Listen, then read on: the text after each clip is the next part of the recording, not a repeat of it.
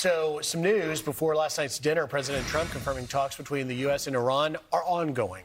That's right. The commander-in-chief warning Tehran that the U.S. military is ready for a massive round of strikes if needed. Rebekah Castor is live in Washington with the latest. Good morning, Rebekah. Good morning. For the first time in 2 weeks, U.S. Central Command did not announce any new strikes on Iran last night. The president says diplomatic talks have resumed, but he could still greenlight this massive attack he's considering at any point. Should we expect to see major strikes? Look, we're talking to them right now. I think they're getting more and more serious as the days go by, for maybe the obvious reason. But we are talking to them right now. Look, there are two ways. I consider that the smarter way, but the other is probably the easier way, doing what we're doing. And we can take that to a much higher level if we want to. You know, we're prepared to do that, as you know. We're locked and loaded. We're locked and loaded and ready to go. Before last night's apparent pause, the U.S. military completed 13 consecutive nights of strikes on Iranian military targets in an effort to stop Iran's attacks on commercial ships in the Strait of Hormuz. But now there's another unexpected disruption to the flow of oil in the Red Sea. Iran's proxy in Yemen, the Houthis, are blocking Saudi shipping and fired on at least 3 oil tankers this week. President Trump warned them to stand down or Iran would face the consequences. Meanwhile, other countries are joining the fight against Iran. According to the Wall Street Journal, Bahrain and Kuwait secretly carried out airstrikes on Iranian drone and missile sites earlier this month, the first known direct attacks by Gulf nations against Tehran.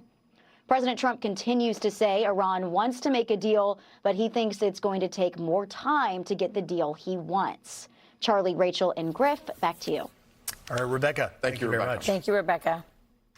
Yeah, certainly it is an uneasy situation with Iran right now.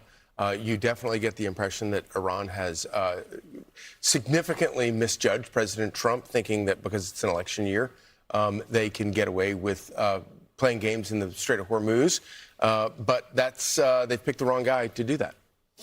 I think what's interesting is many of his remarks on this situation, for all the threats of, hey, we're going to get you if you don't behave, we're going to continue to pummel you.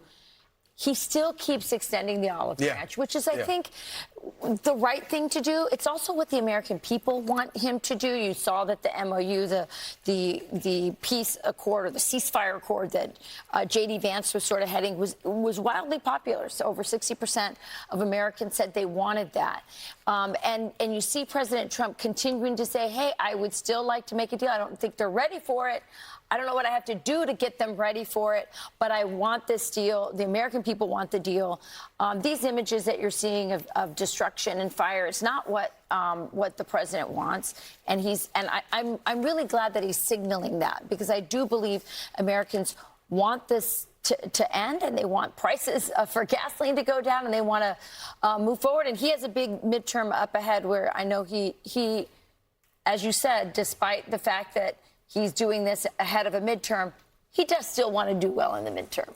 Well, and it's a good point, Rachel, because tomorrow will be exactly 100 days until the midterms. That's right. And Iran believes that that is the leverage that they hold over President Trump, that they can cause so much disapproval in this country of what he's doing. But, you know, when you look at what we've seen pretty much over the course of last week and the last 13 days, it feels like we're past the point of negotiations right now. Even though while he's saying he's continuing to talk, we feel past that. Yesterday, the New York Post had a cover that said, go big, then come home. And ultimately, when you compare the Iraq and Afghanistan comparisons of people saying we're getting into another forever war, remember the goals are quite very different. In both of those, we were a ground occupation and we were doing nation building. Neither of those are on the table. This is about preventing Iran from getting a nuclear weapon and opening up the Strait of Hormuz. And so I think we're likely to possibly see that larger massive attack actually coming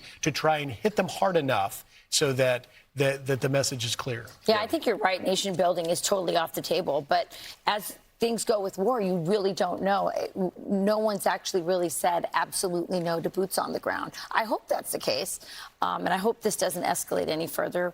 But we should all continue to pray for peace and hope that this resolves itself. Be sure to like and subscribe for all the Fox News latest on YouTube and catch full shows streaming now on Fox One.